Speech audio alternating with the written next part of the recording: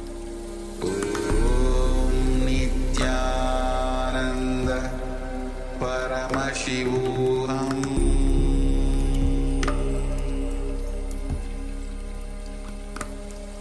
Om Nithyananda Paramashivoham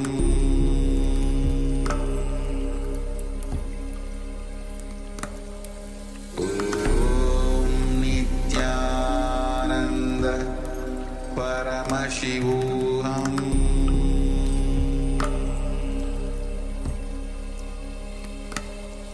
Om Nithyananda Paramashivoham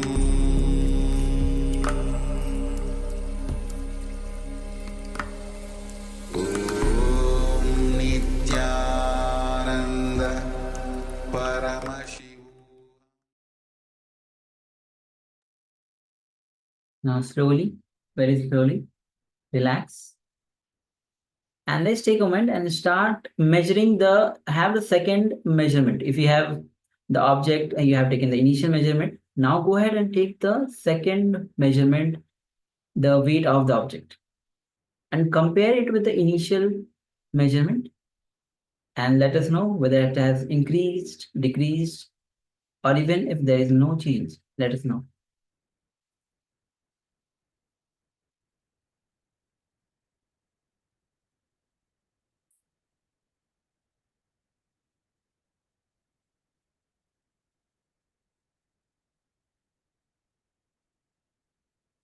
And also requesting all the participants with cameras off, please be available in the camera, and all the participants on the YouTube.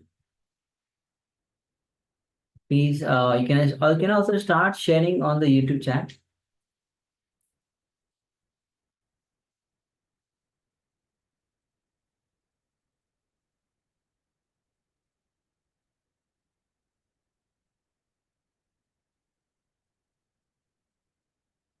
Yes, requesting everyone, please. If you have taken part in this power manifestation, take a moment and share. So take a measurement of the metal object after the power manifestation. So take the second reading of the weight of the object, and let us see how much we reduced the object by.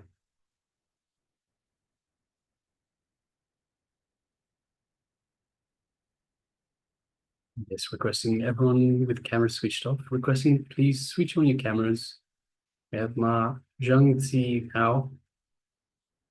We have Ma Vaidishwari, Ma Mahasatya and Paramasatya, Weng Chi Tsing Aya, Ma Suganyana Swarupini, Manyana Priyananda, Yuan Kai Wen, Luca Brundo Aya, Ma Yang Huilan, Ma KAILASA, Ma Mili, and Ma Mahabhairava. Requesting everyone please switch on your cameras. Be available in the camera frame. Also have Ma Chen Xiaofang, Ma Goraswarupini, Ma Nithyananda. Your cameras are switched off, but it is dark. We don't see you in the camera frame. So requesting everyone, please make sure you are available in the camera frame itself. All right. So how did we go, Ma Stephanie? You're saying you don't have a scale, you just have a sewing needle. That's fine, Ma.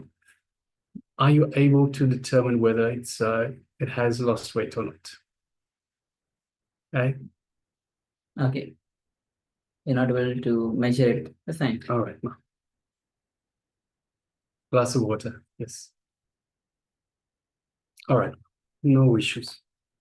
So it is problematic because it's such a small weight. It's so hard to even if you had a small kitchen weighing machine, it's still too small in terms of weight. Huh? All right. Chase Young Aya, how did you go? Same as last time, from 356.2 to 356.1. A little weight, yes. Well done. Congratulations. Well done. What was the object that you were reducing in weight, Aya? If you could let us know.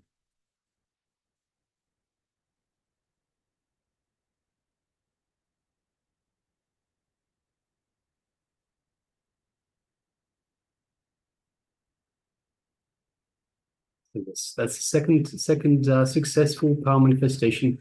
So you're doing well, Aya. Well done. Congratulations. Yes.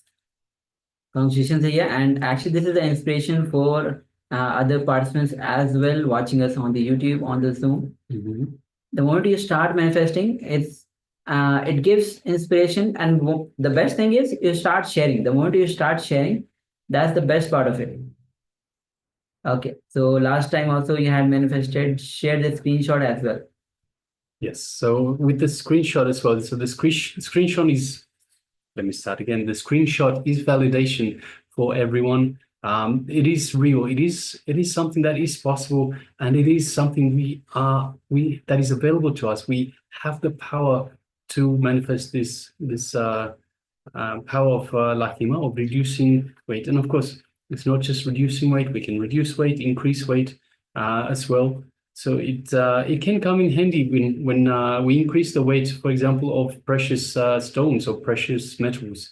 And I think that is one of the rounds that we have later on. So we can have a look, perhaps increasing the size, the weight of a gold ring, perhaps, or something on those lines. So it can have benefits, but it can be used in so many different applications. So yes, and of course it was also so as part of the great 8 powers that are being manifested. We have Hanuman, Lord Hanuman himself, who increased his own size many times and then decreased it quickly, and so that is also a related power. Since we have Chase Young Aya that is sharing. Let's see. It's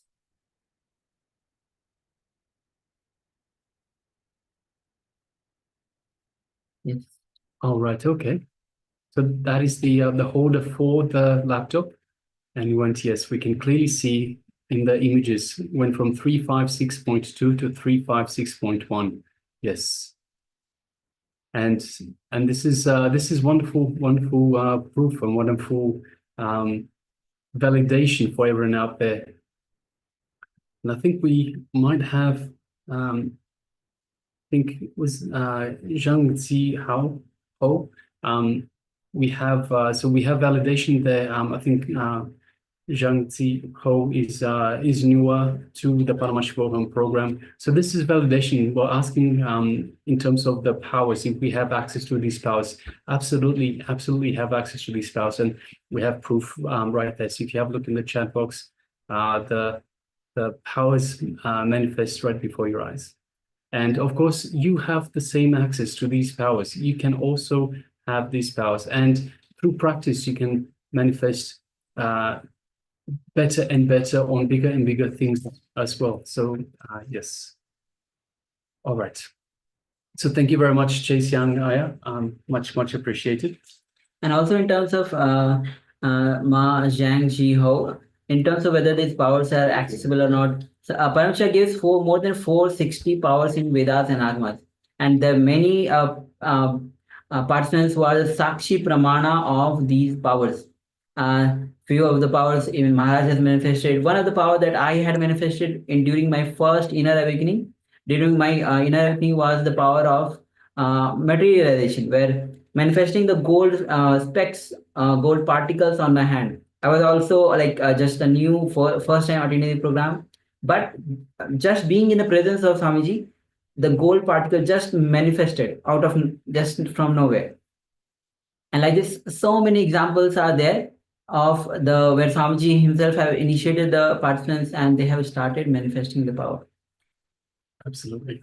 And even as Maharaj was mentioning about the Lord Hanuman, he was adapting all the Astamahasiddhis. So he was known for manifesting all the Astamahasiddhis, as he was mentioning, reducing the size, his own size, increasing his own size as huge, and a great devotee of Lord Rama. And Swamiji himself gives his example of how he started manifesting the power for the first time when he was with Arunagiri Yogeshwara as a small child, 10-year-old child, and Arunagiri Yogisha said Swami Onora means everything is oneness.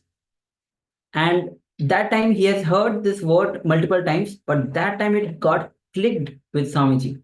And both of them started laughing. And this with that laughter, Swamiji gave the command to move the air, and the air started moving. And Swamiji says, after so many centuries, the powers started manifesting. Yes. Thank you, all of you. Yes, thank you. And now, on that note, let us now move on to the next segment in our program for today. Yes. So let's prepare ourselves as we enter into the revelation by Swamiji on the intensity. Swamiji actually shares that even intensity is much greater than enlightenment. Keep your intensity high. Even Swamiji says you have to be intense to be able to retain that state. So without ado, let's enter into this revelation of Swamiji and listen to this powerful truth and start. You can actually have the pen and paper with you to write down the powerful place as Swamiji reveals on the intensity. This is going to be a very powerful revelation by Swamiji. So let's come to the space of listening and let's listen directly from Bhagwan.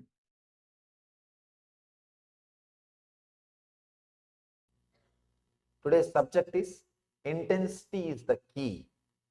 Make it your very DNA. The only difference between you and Patanjali, you and Buddha, you and Krishna, you and Shiva is whatever they do, they are intense. The difference is not in lifestyle. Please understand. The difference is not in lifestyle. Krishna ate just like you all. Krishna was singing just like you all. He was dancing just like you all. Bhagavatam may not record, but surely you would have done 1, 2, 3.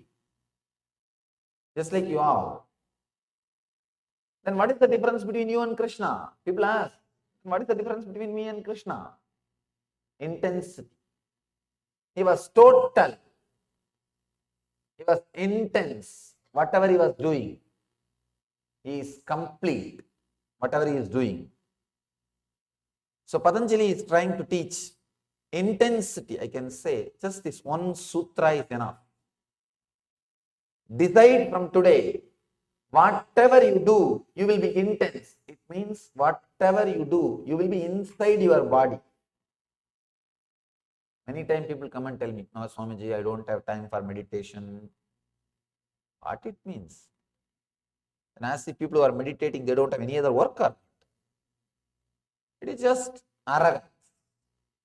In a way, I tell them, say that you don't feel meditation is that important.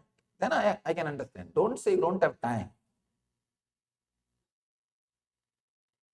What for? We say meditate. We don't have time for meditation because making money. Because in this country, time is money. I have seen people, many times, people jump, people escape, they don't meditate, they don't do what they enjoy, they don't do some voluntary service, they don't do some spiritual work, they don't do anything and make money and accumulate. They compromise with their values, with their relationship, with their health, with their meditation, with whatever they believe. They compromised everything, made money. Now suddenly recession, that also disappeared. Where everything went, nobody knows. Tuck, the numbers gone, disappeared.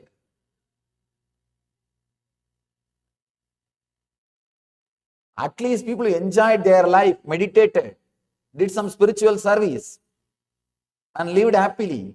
At least they have the satisfaction they lived their life. People who try to convert everything into money, now suddenly that is also gone. Nobody knows where it has gone. That's another one funny thing. Fictions being sold in fractions. Fictions are being sold in fractions continuously. And people have, all of them have put their money in that field where the fictions are being sold in fractions. And suddenly, it's not there. At least people who lived their life, who lived what they wanted, who lived the values which they wanted, now they have the satisfaction. They lived their life.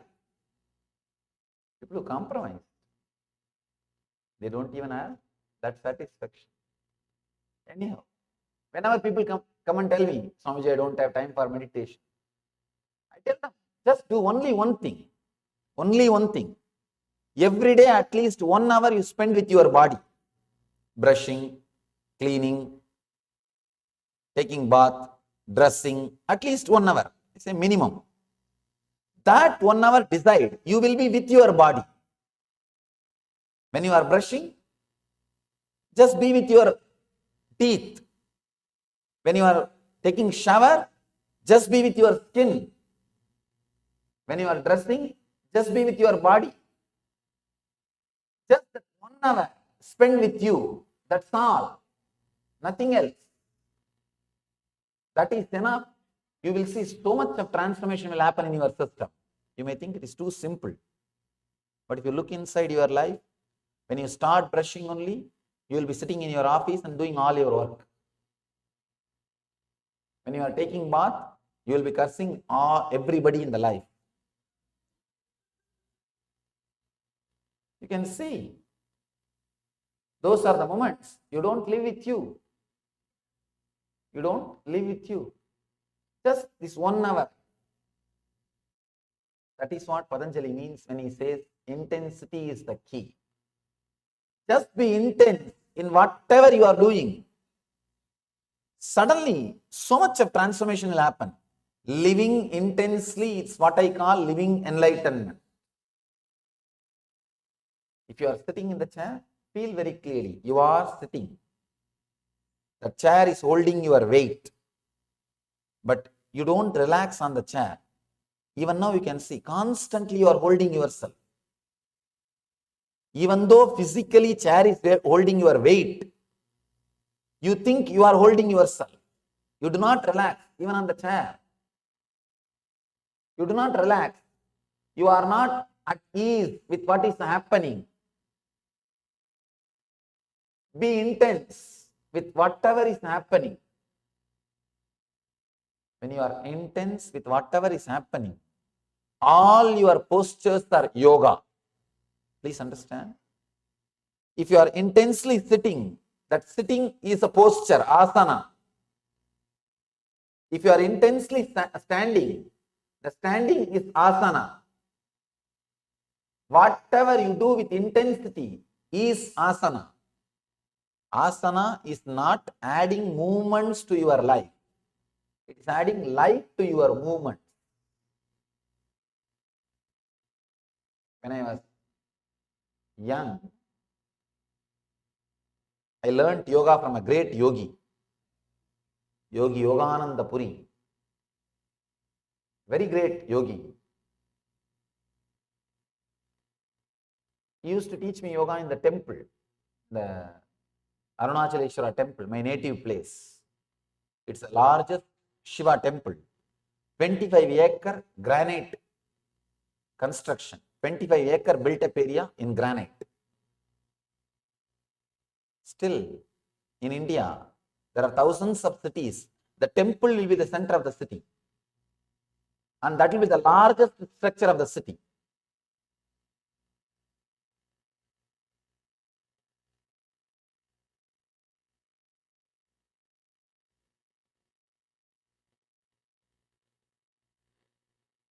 When he used to teach yoga to me, he will make me claim all the pillars.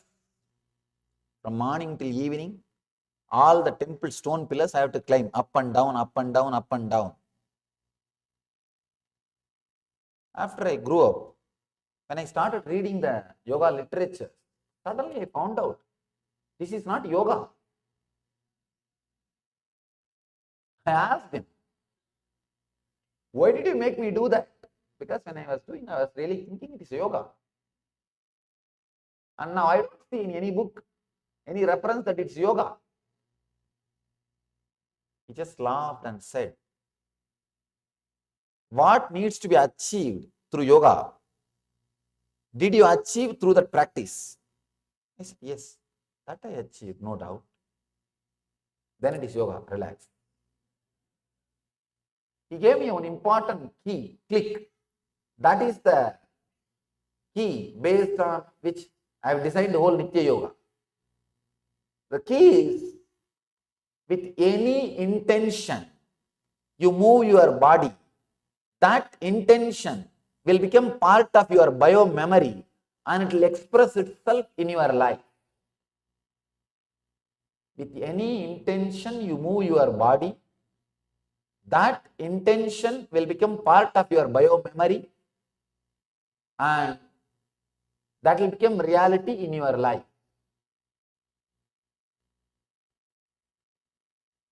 He showed me just by the intensity. You can play with any energy. Any energy. I have seen. You will take a stone, keep it in the hand, create a sound intensely through his tongue, as if he is hitting the stone with a hammer. Just the sound, the stone will go to pieces. The power of intensity. Intensity.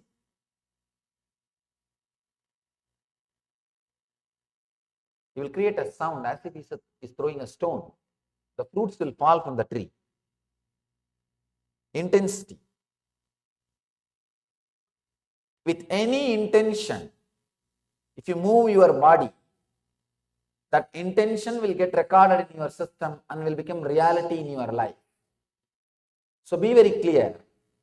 When you are working, running your life, if you have the intention, it is going to bring only suffering and disturbance and dissatisfaction. You will be attracting that in your life. So having positive intentions and moving your body is yoga. Any movement is okay. Any movement is okay.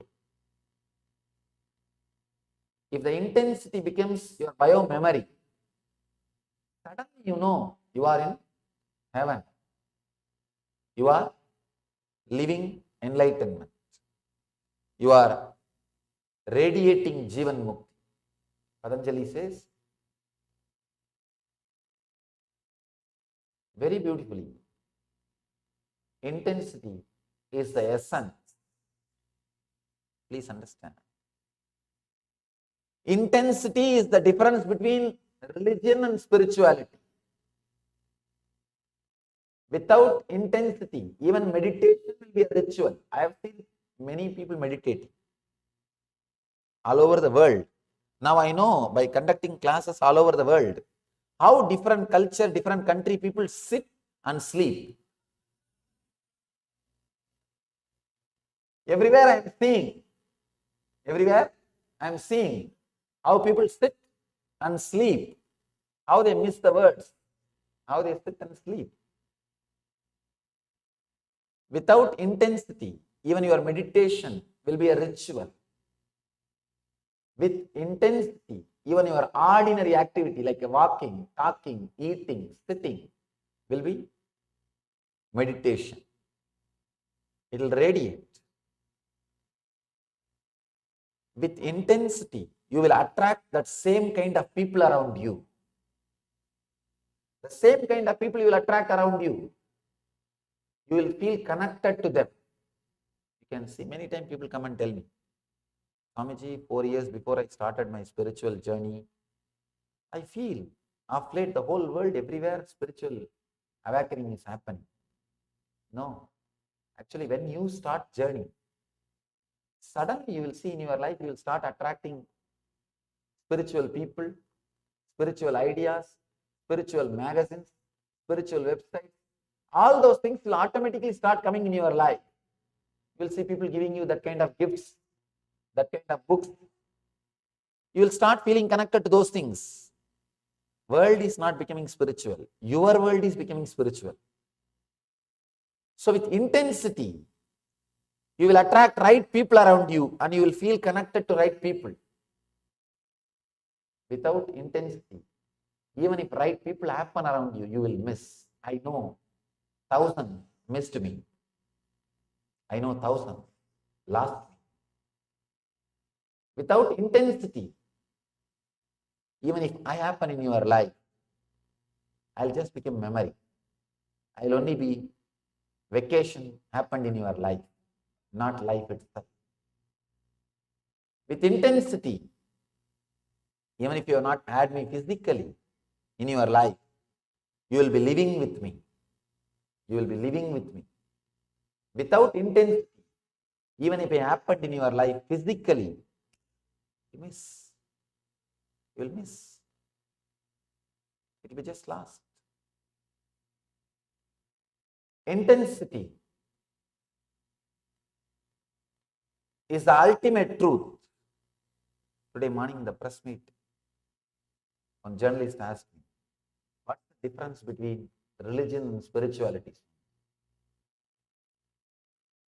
If it is taught to you by somebody, anything it may be, it's religion. If you discovered the truth of it by applying it in your life, it is spirituality. It is spirituality. Till you discover, it is religion. Only when you discovered it, it is spirituality. Intensity is the key for discovering it. That is the key for discovering it.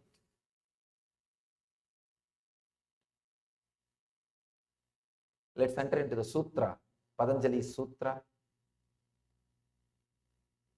The 20th sutra, the sutra which I was commenting in the last discourse. I want to continue. And then today's sutra, I'll expound. Shraddha Virya Smriti Samadhi Prajna Purvaka Itaresham.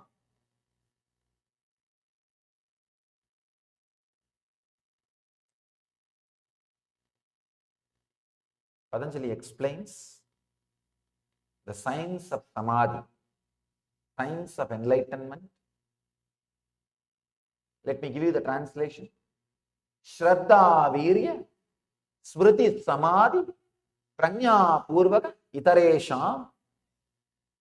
The path of highest Samadhi is attained by people by faith in the path, energy directed on the path, repeatedly bringing to awareness, concentration and discrimination. In the last discourse, I have spoken on Shraddha and Virya, means the faith in the path, energy directed on the path. Now, I'll speak on the other three things, 5 qualities: Shraddha, Virya, Smriti, Samadhi, Prajna. Shraddha means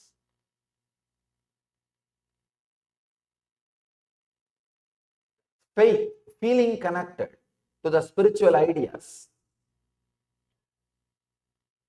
Second, Virya means intensity, energy directed on the path. Third, Smriti, bringing your awareness again and again back to the spiritual path. The third idea, Smriti. This is what I wanted you to understand first. Please understand. Bringing the truth again and again back to your life. Bringing the remembrance again and again back to your life. See, when you are in depression, if somebody comes and talks to you and gives you the right idea, right click to come out of the depression, what great service that person is doing to you. Or if you yourself are able to do that service to you, how great your life will be. The ability to do that service to yourself is what I call smriti. Remembering the great truths,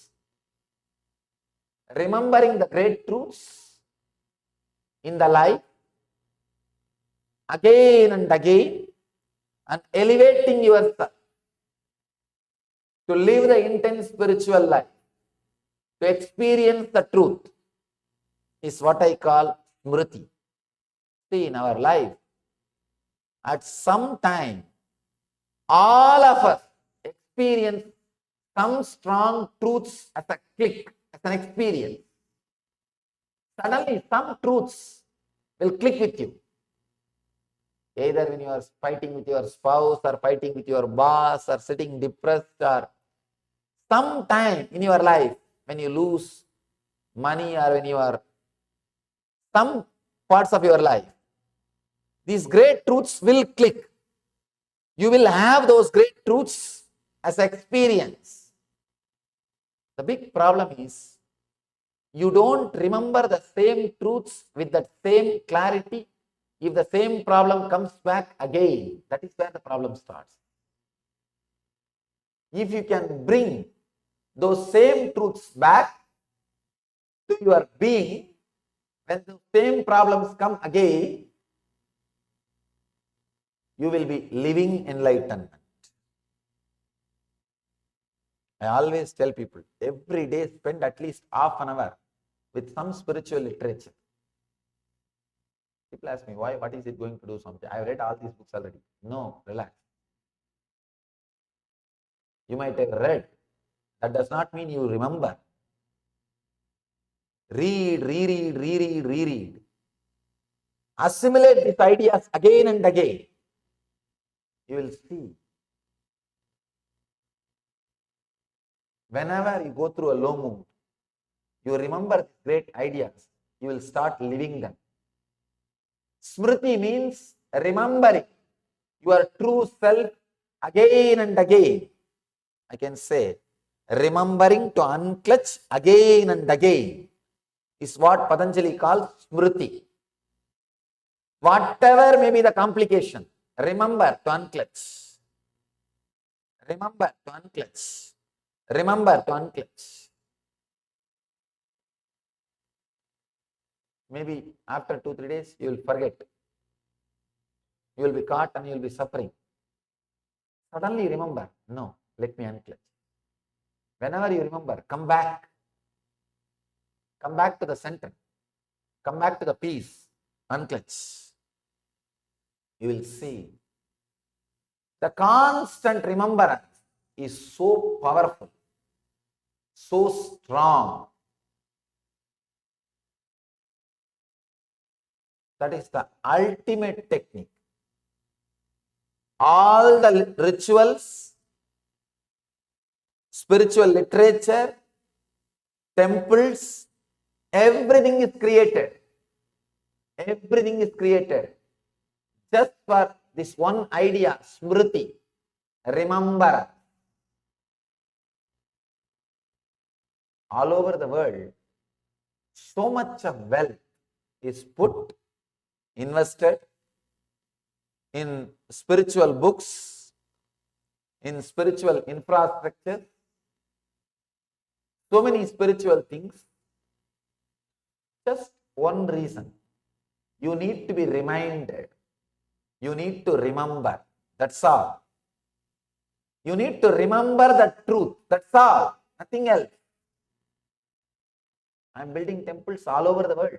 Just today morning, one journalist asked me, Swamiji, all over the world you are building temples, organizations, ashrams, monasteries. Why? I told one word. Just to remind people about these great truths. That's all. Nothing else. Soon, in few days, in San Jose, you may have a temple. It's just for reminding you the truth. Reminding you the truth. Smriti. When temples don't remind you the spiritual truths, they are not useful. When books don't remind the spiritual truths to you, they are not useful. When your life don't remind the spiritual truths to you, it is not worth living. Remembering the spiritual truths again and again and again is the essence. Please understand, Patanjali says, just by remembering, you can fall into samadhi. He is not giving this as a morality or inspiration. No. He says this is a science of samadhi. Ramakrishna says, the moment I see some villager from Chaitanya's village, I fall into samadhi. Just remembering that person, his village is Chaitanya's place, and the village remains Chaitanya, and Chaitanya remains Krishna, Krishna remains the enlightened consciousness, and he is already in samadhi. The right remembrance can straight away transport you to samadhi. The wrong remembrance can immediately put you in depression. This word all of you can understand, because it's your experience. Wrong word can put you in samadhi immediately. The right remembrance. Wrong words can put you into depression immediately. The right remembrance can put you into samadhi immediately. For right remembrance only, smriti only, the satsangs, temples, rituals, everything is created.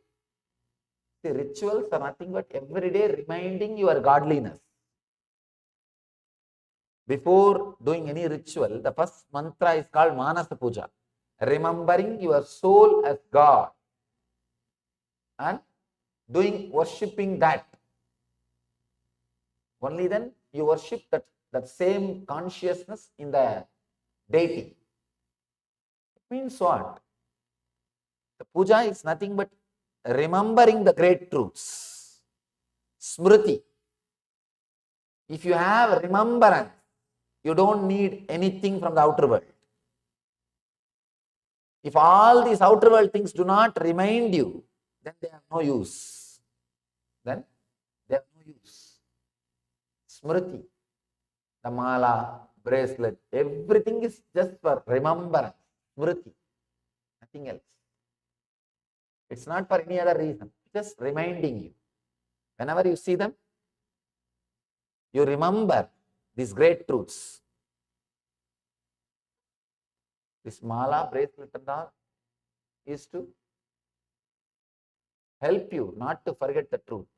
But sometimes people forget that itself. Reminding the truth, smriti. The next truth, Patanjali says, prajna.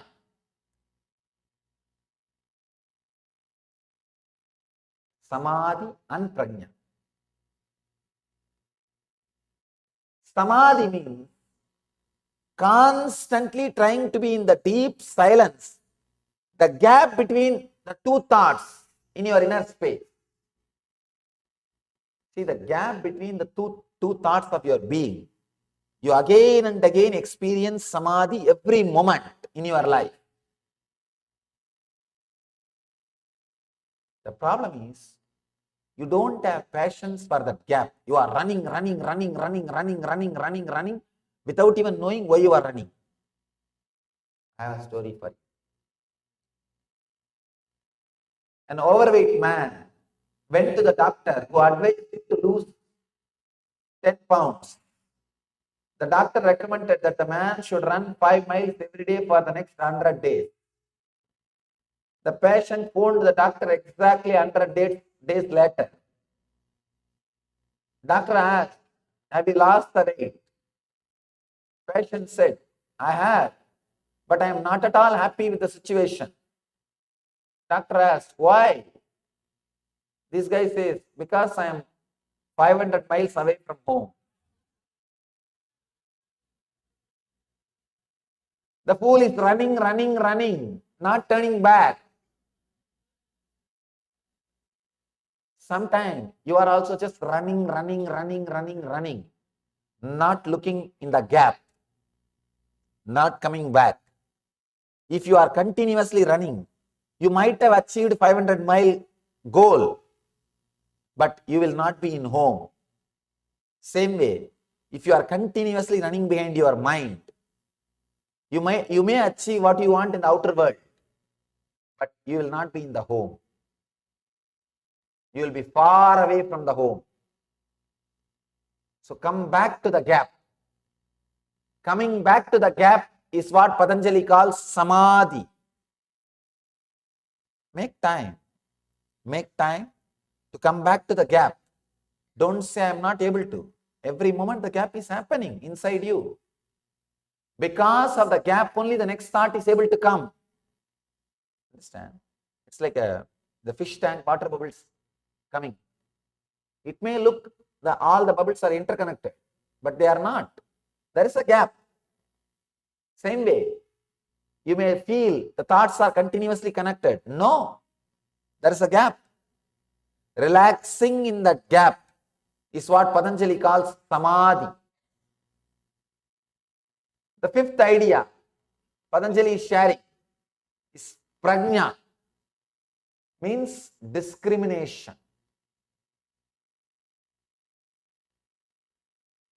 I can say the pure consciousness which awakens discrimination. That's what is prajna. Because discrimination word is too poor word for prajna. It's too poor word for prajna. The big problem is Sanskrit can never be translated as it is. I have to use many words only to give you the concept which is expressed through that sutra.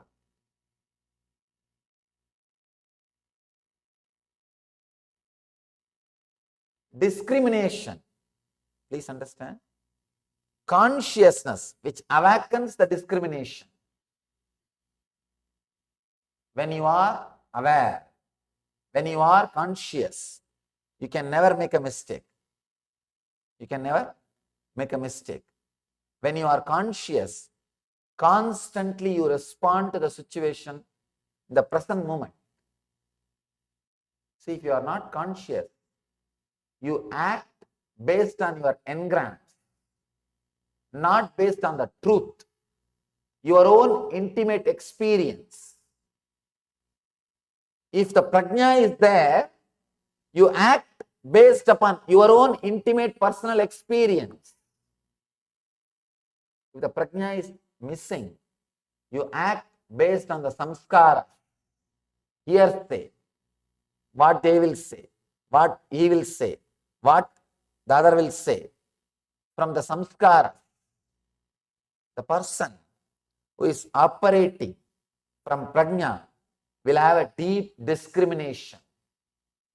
He will have very deep discrimination. I have a story for you. Two gas company servicemen, one old, one young, were calling on houses in a neighborhood, checking the meters. At the final house on their round, a lady watched through the window as they checked the meter. Their truck was parked at the end of the street. Suddenly, these two guys thought of having a small game. They decided between them to prove their fitness. Who will reach the truck first? The older man challenged the youngster to a race. As they ran to the truck, they were surprised to find the woman from the last house huffing and puffing right behind them. What is wrong? They asked that lady. She gasped and said, when I saw two gasmen running as hard as you can, I figured I would better run too. Sometime you are also running behind gasmen, not knowing why they are running. When the prajna is not there, You run based on samskaras, fear, not based on the real experience.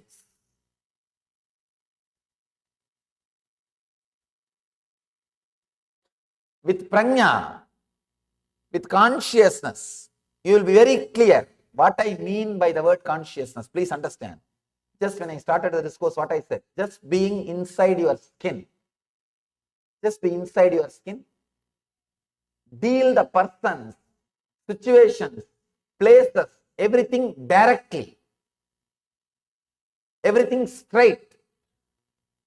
Be inside your skin and deal the things directly. Then you will be very clear. You will be very clear what you can, what you can't, what is your life, what is your goal, everything. You will be very clear. You will be very clear what you can and what you can't, what you want and what you don't want. There won't be any confusion. There won't be any confusion. You will be just straight. I have a story for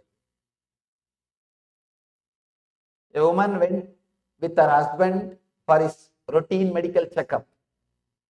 But afterwards, the doctor took her to one side and said, I am afraid I have some bad news.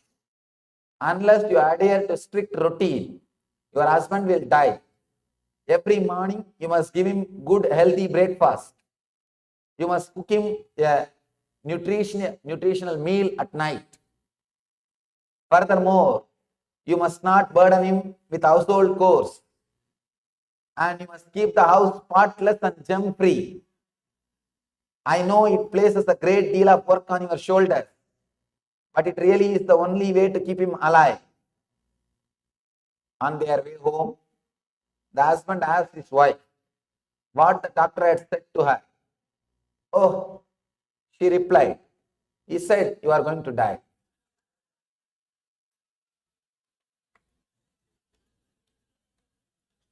You will be very clear what you can and what you can't, what you want and what you don't. With consciousness, there is no confusion. There is no confusion whether you can do or can't do. The dilemma between can and can't will not be there. The dilemma between want or don't will not be there. The power of consciousness, prajna, will remove agnya. Please, agnya means ignorance. Prajna means beyond ignorance. As long as you have ignorance, be very clear, you do not have prajna. Somebody goes to Buddha and asks, Buddha, I have a huge problem in my country. He's a king. Almost all the kings who were alive in Buddha's period in India were either sannyasis of Buddha or disciples of Buddha. Because he showed in his life, kingdom is nothing.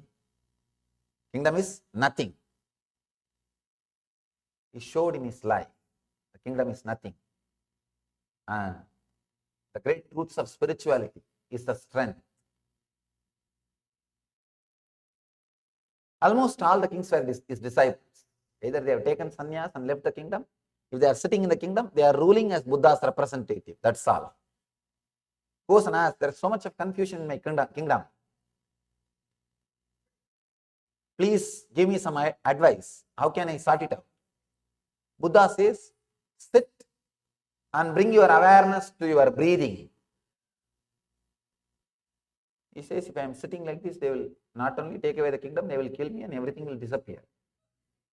Buddha says, just listen to what I am saying. And beautifully, the king expresses, he says, when I listened, I sat with myself consciously. Suddenly I could see the root of the problems. When you see the root of the problems, you have solution. Please understand, when you see the root of the problem, you have solution.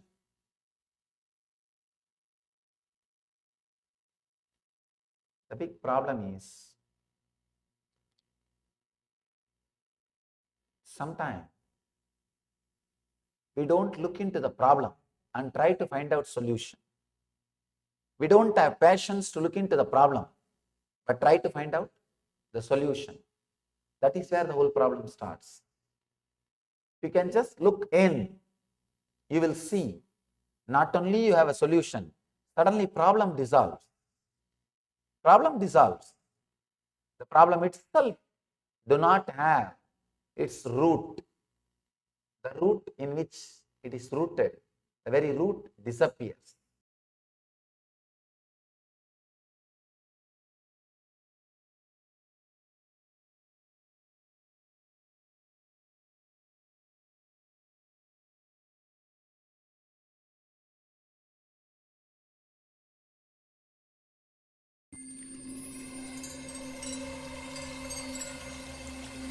I welcome you all with my love and respect.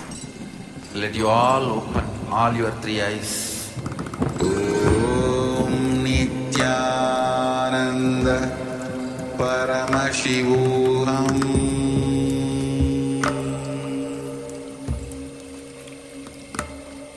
Om Nithyananda Paramashivoham.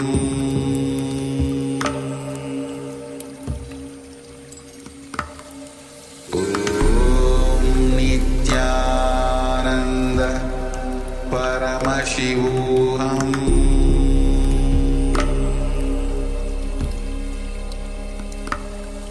Om Nithyananda Paramashivoham.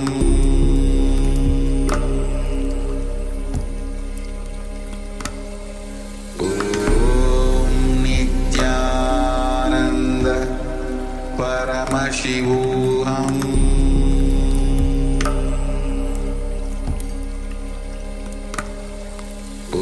Om Nithyananda Paramashivoham.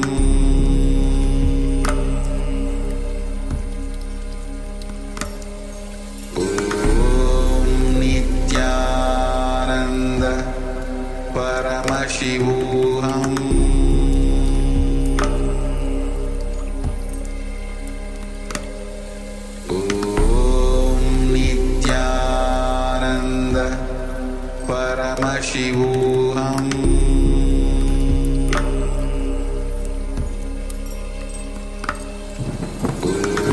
Om Nithyananda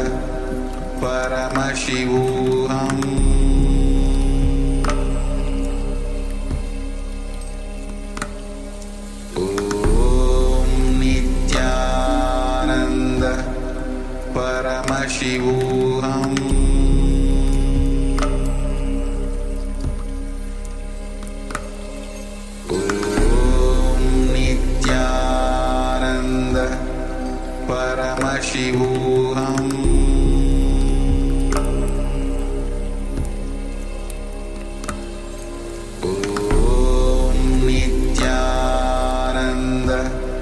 Paramashivoham. Yeah. Wonderful evaluation by Swamiji on intensity. So understand only difference between you, Patanjali, you and Buddha, you and Krishna, or Shiva is whatever you do, whatever they do is that they are intense. Difference is not in the lifestyle. So decide from now whatever you do will be intense. So understand it is the intensity which makes a difference.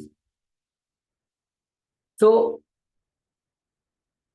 Yes, how a child feels connected to the mother, yearns for the mother, the strong yearning for the mother. And third, how you feel connected to your beloved when you are in love.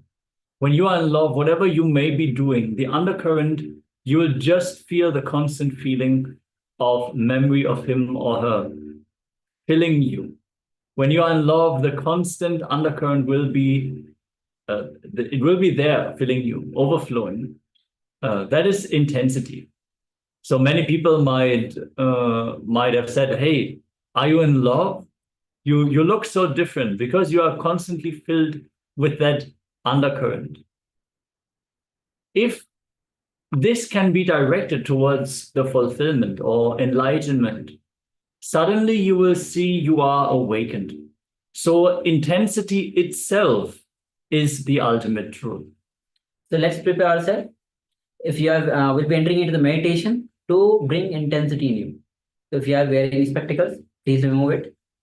And find a comfortable seated posture, position. You can sit on the ground, you can sit on the chair if it's not comfortable on the ground. Now, Shanmukhi Mudra. Most of you might be knowing it, but let's have another demo of how to place yourself in the Shanmukhi Mudra. So bring your hands like this. You'll be closing all your 5 senses. So the little finger will be below the lip. Yes, little finger will be below the lip. Ring finger will be above the lip. With the middle finger, you'll be closing your nose. So during inhalation or exhalation, you'll be opening the middle finger so that you can inhale and exhale. And with the index finger, you'll be closing your eyes. With the thumb, you'll be closing your ears. You have these small lobes inside the ear. You can just nicely seal the ears. So what is in front of the holes in the ear, you can just push them down. Yeah. Make sure that you're pushing it so that it closes. Don't put too much pressure on that. So once you inhale, the ring finger will be a little up so that you can inhale. And then you can lock with the middle finger.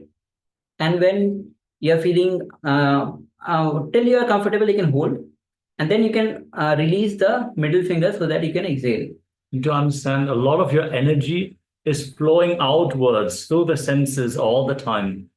This mudra not only seals all the senses, but each of your fingers, they are like energy centers. There are energy centers at the tips of the fingers with which you lock the senses and seal the energy that usually leaks out through your senses, is directed outwards, directed inwards.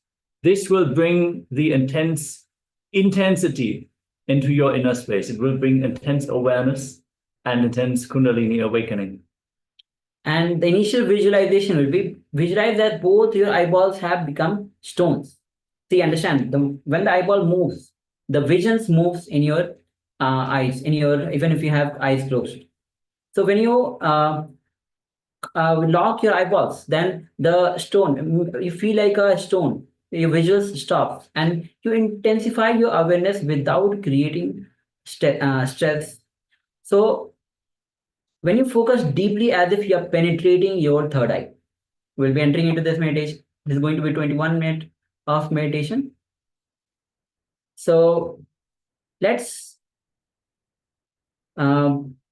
position yourself.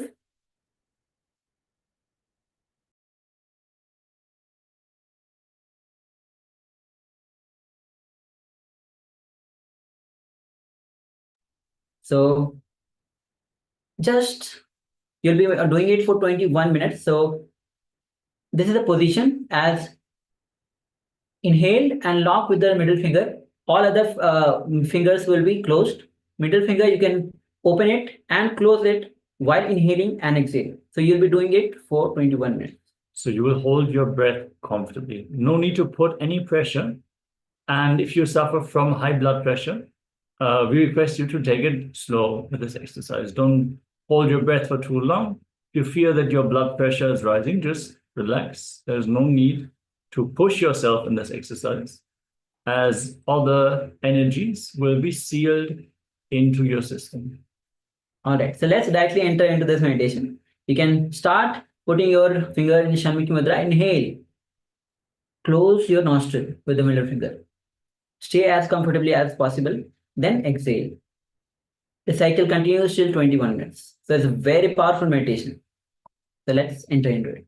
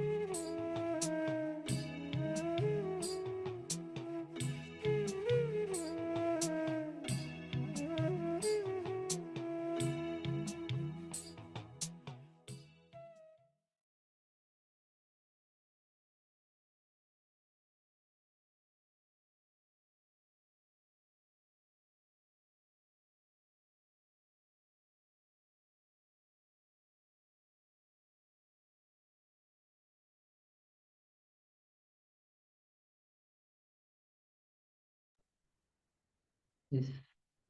Slowly relax now from this Shambhavi mudra meditation. Understand, it's a very powerful meditation where you are closing your five senses and creating energy. So basically, you are creating energy by closing the senses. And as Maharaj was mentioning, most time our energy is just flowing outside. And when you close our five senses and you create the energy, that energy takes you inward. You start turning your energy inward. That is the first step where you start looking or turning your energy inside. So it's a very powerful in this meditation technique. The Shanmukhi Mudra meditation is a very powerful technique. Yes, Swamiji has said that this meditation technique alone is enough to experience Satori, to have a glimpse of the enlightened experience. So if any one of you would like to share your experience from this meditation or with the sensation that you had in your body, you can go ahead and share it in the Zoom chat or on YouTube. And now energized with this meditation, let us move on to the next segment. And the next segment is going to be on the powers of Ashtamahashaktis. So let's prepare ourselves to manifest these powers. As today we have been manifesting the power of Lakshmi, decreasing the weight of the object. So decreasing the size of the object. So let's prepare ourselves as we enter into this power manifestation. Understand, there are more than 430 powers that Parameshwar gives in Vedas and Agamas. And with their various examples, there are various Sakshi Pramanas where Swamiji's initiated disciples have performed these powers. So, and even in the history, there have been many beings, especially lastly we have been sharing of Lord Hanuman, where he was manifesting all the Ashtamahasiddhis. Actually, he was adapting every Ashtamahasiddhis. So we'll be entering into this power manifestation, decreasing the weight of the object made of the metal. So let's again enter into this power manifestation. You can have one metal object. It can be any object, as we can take it from your kitchen, household, nearby, any metal piece where it has little weight. Don't take any needle. Needle will be like too lightweight. So take any object which has little big size and has little weight, so that when you place it on the weighing scale, you can clearly see the difference. Yes, take just a few moments and gather a metal object and take the initial measurement of the object. So you have the number to compare after the power manifestation. Requesting everyone to settle down. There's a lot of participants here in the room who are currently off camera. So requesting everyone to join back and join us for the power manifestation. Ma Vaidishwari, Ma Suganyana Swarupini, Yuan Yuan Kaiwen, Yang Huilan, Ma Jnana Priyananda, Ma Agora Swarupini, Wong Chitsin, Ma Mahasatya, Ma Mahabhairava Jnana Swarupini, Ma Chaoyu, Ma Zhang Ho, and Ma Jnana Swarupini. Nithyananda, everyone. Yes, welcome all of you.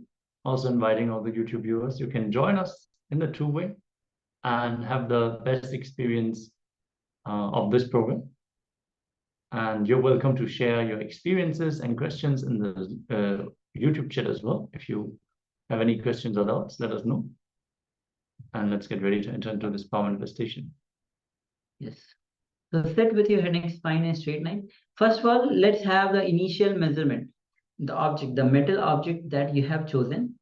Let's take the weight, measure the weight of the object. That's the first step in this power manifestation. So let's take a moment and have the initial measurement. Then come back. We'll be entering into the power manifestation where you will be decreasing the weight of that same object, the metal object that you have with you. So make sure that you are taking the screenshot also of that weight of that object. So let's take a moment, have the initial measurement. As in the last round, one of our participants have actually shared this power manifestation very successfully. And once you have taken the initial measurement, the weight of the object, metal object, let us know. You can give a thumbs up, you can comment in the YouTube chat, Zoom chat.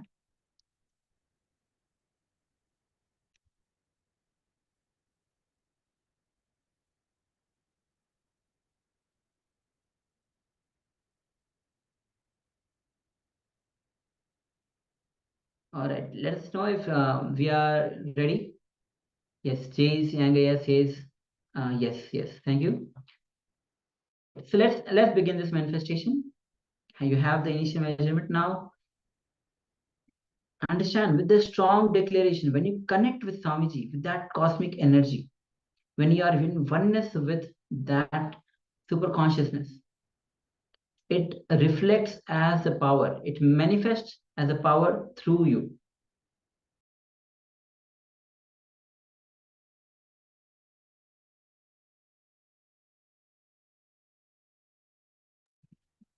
So sit with the head, neck, spine, and straight line. Visualize Swamiji in your inner space. And connect with Swamiji with the Mahavakya. Om Nithyananda Paramashivoham. Om Nithyananda Paramashivoham. Om Nithyananda Paramashivoham. Now let's have the strong declaration to decrease the weight of that mental object. Let's enter into this manifestation.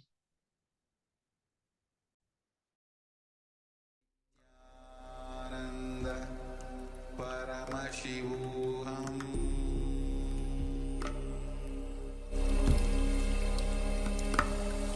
Om Nithyananda Paramashivoham.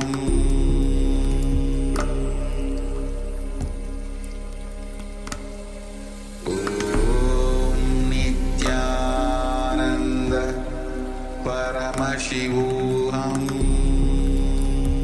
Paramashivoham. Om Nithyananda Paramashivoham.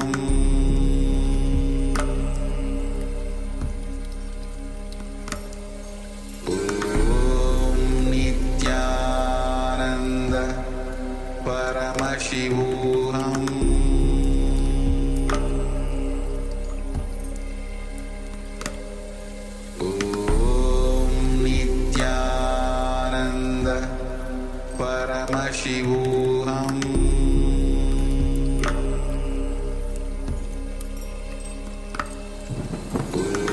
Om Nithyananda Paramashivoham.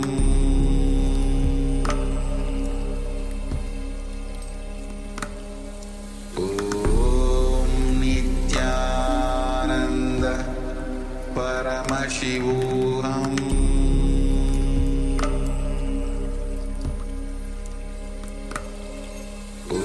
Om Nithyananda Paramashivoham.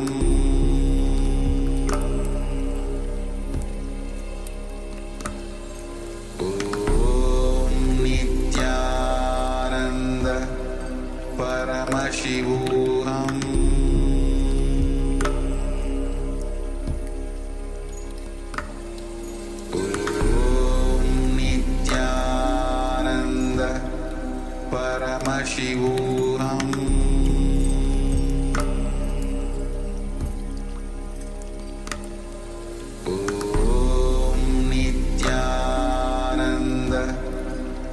Paramashivoham.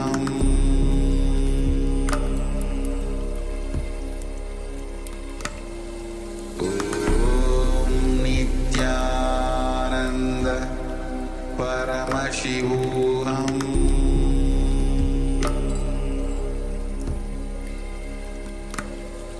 Om Nithyananda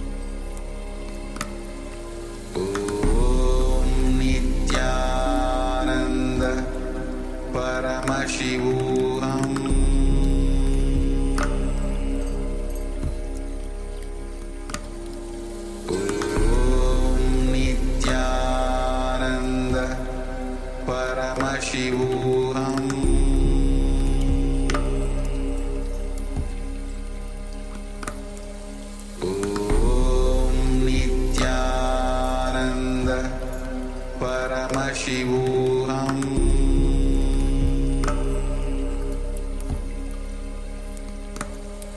Om Nithyananda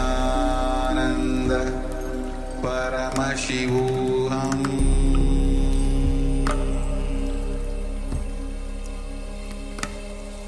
Om Nithyananda Paramashivoham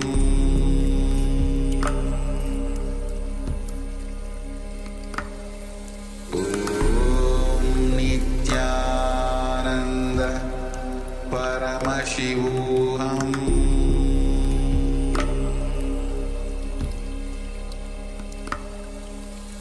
Om Nithyananda Paramashivoham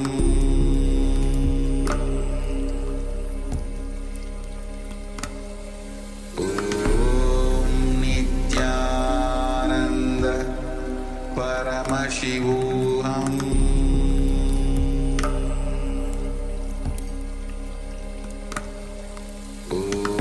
Om Nithyananda Paramashivoham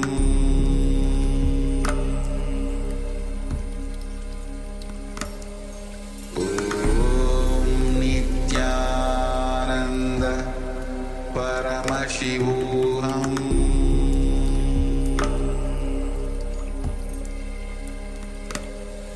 Om Nithyananda Paramashivoham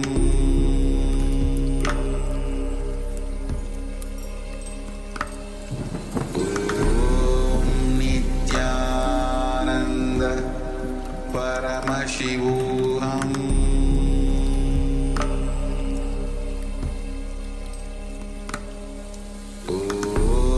Om Nithyananda Paramashivoham Om Nithyananda Paramashivoham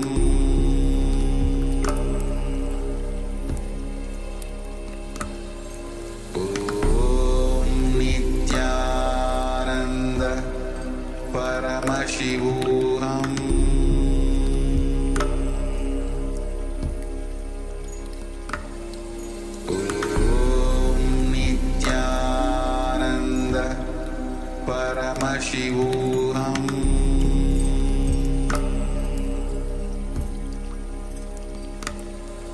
Om Nithyananda Paramashivoham Om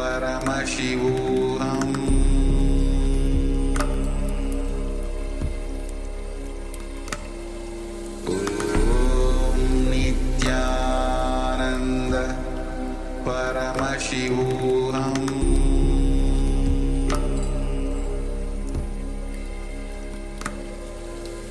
Om Nithyananda Paramashivoham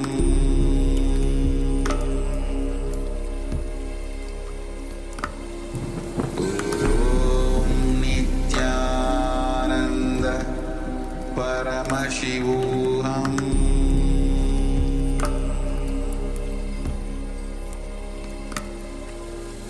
Om Nithyananda Paramashivoham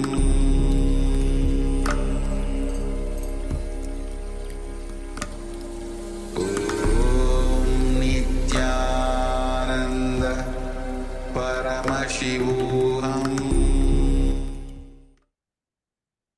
You can now settle down and take the session, take a measurement of the object of which you have decreased the weight, the metal object that you selected. Requesting everyone to share your experiences in the chat. We're going to keep this verification phase short because we have a special session which has already started. We're going to have the Rudras show as our beloved Swamiji has delivered a special satsang today. We're going to discuss the main points of this satsang. And yes, so we are inviting all of you to bring your friends and family, your Sangha members along, and have them join for this Buddhist show. Beautifully explained today in the satsang.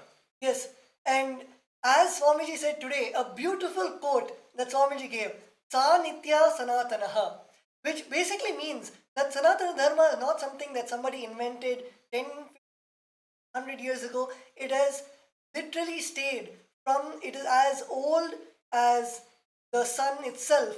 And Swamiji gives the whole Sanatana Dharma in such a user-friendly way so that all of us, like many of you, even now, you might be seeing this and getting all of these truths through Ask Nithyananda, which is the world's first spiritual AI. And even though the truths of Advaita might be so old, embedded in the Vedas, in Sanskrit, which you cannot even read, Swamiji has given it to you just in WhatsApp through our Ask Nithyananda AI. And it is that beauty of Sanatana Hindu Dharma that it might be as old as the whole sun itself, as the universe, but even today, Swamiji makes it relevant in our lives. So, Parameshwar Maharaj, what do you think? Many of us feel, many people have come and said that Sanatana Dharma, Hindu Dharma needs a reform. They have even commented actually on the Varnashrama Dharma and all of these saying, okay, all of these are outdated. It might be only for the Vedic times. The rishis might have lived that way. But now at this modern age, in the 21st century, it's not valid. What do you have to say on the commentary that Swamiji gave? So, Swamiji beautifully in this satsang cognition, saying that the Varnashrama Dharma is caste system, jati system that was brought in the Hindu culture by the British and the colonizers. The jati system or the caste system was never a part of Hindu. It was such a harmonized ecosystem where the Kshatriyas, who are the rulers, held the power. They protected the entire community. We had the Brahmanas who taught the various knowledge systems, who kept the knowledge, whether it is the knowledge of the Ayurveda, whether it is the knowledge of the philosophy of Hinduism. The Brahmanas were the ones who kept this knowledge in the entire ecosystem so that people had the powerful cognition in their daily life. Next, we had the Vaishyas who handled the wealth. They were the ones doing the trade, they were the ones having the power over the money of the entire ecosystem, making sure not that themselves are rich, but the entire ecosystem is rich so that the trade happens continuously. And finally, we had the Shudras who were the foundation. If there was no Shudras, there would be nobody do the work for all of the other parts of the community, of the society. The Shudras were the one who held the land, who had the farms, who had the agricultural land and did the hard work of whether it's building. It was not just Shudras or not labor. We need to understand that there's a difference between labor and a Shudra. A Shudra is an artisan. He is skilled in a particular field, whether it's agriculture, whether it is the painting, the dance, all of these are different art forms which were held and done by the Shudras. So this entire ecosystem of Hinduism was such a harmonized way. But today we see everyone is only a worker, not even a Shudra. Everyone has a 9 to 5 job. You go to the office, you do some labor, you come back home, you get some money, you use that for. It's such a low and very mediocre life that we are living. There is no purpose of life that you want to achieve some goal. Yes, there are some individuals, the entire population does not have that drive towards achieving some purpose in their life. It is just a mediocre. So this science of the Varnashrama Dharma is very much needed to be brought back into today's society, not just having it previous, not just saying okay that was there and it was nice, okay this is good, but it needs to be brought back, and that is exactly what the Supreme Point of Hinduism is doing through KAILASA.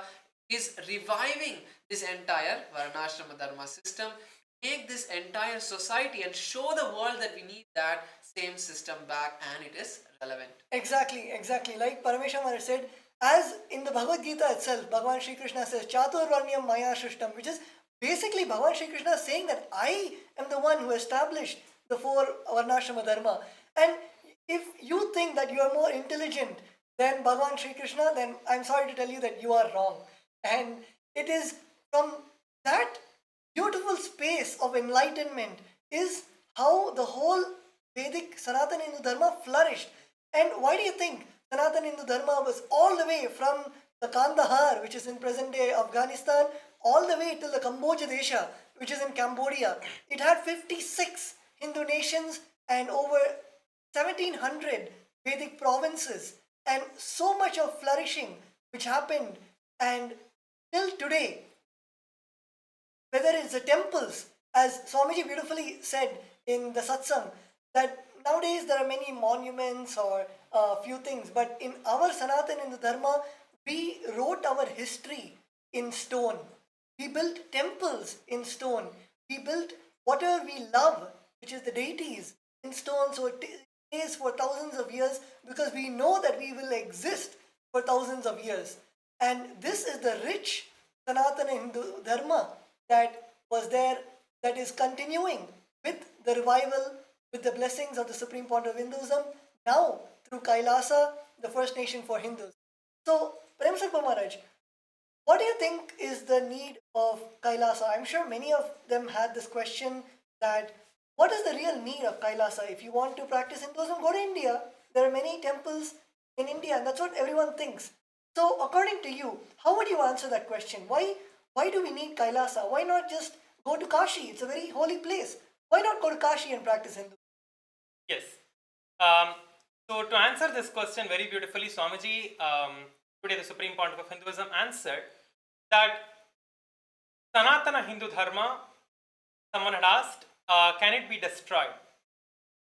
Swamiji very beautifully said that Sanatana Hindu Dharma itself cannot be destroyed, but the people who are practicing the Sanatana Hindu Dharma, they can be destroyed.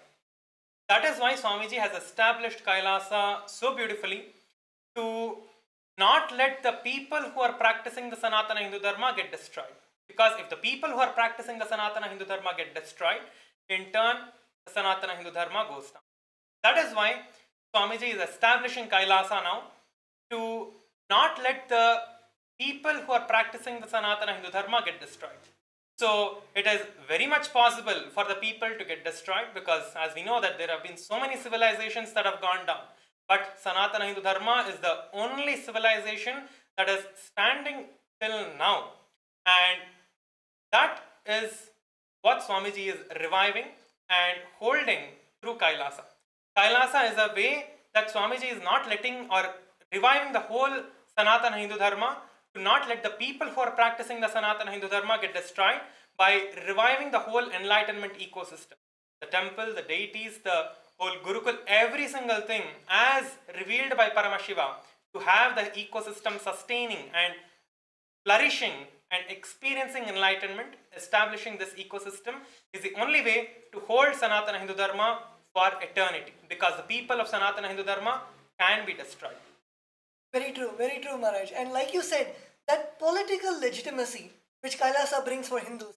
Yes, you can practice Hinduism anywhere in the world, but are you really allowed to practice Hinduism anywhere in the world? Do you have the religious freedom? Do you have the laws? As Swamiji, even in the previous satsang, how Swamiji said the country law should align you to the cosmic law, and that is what KAILASA does.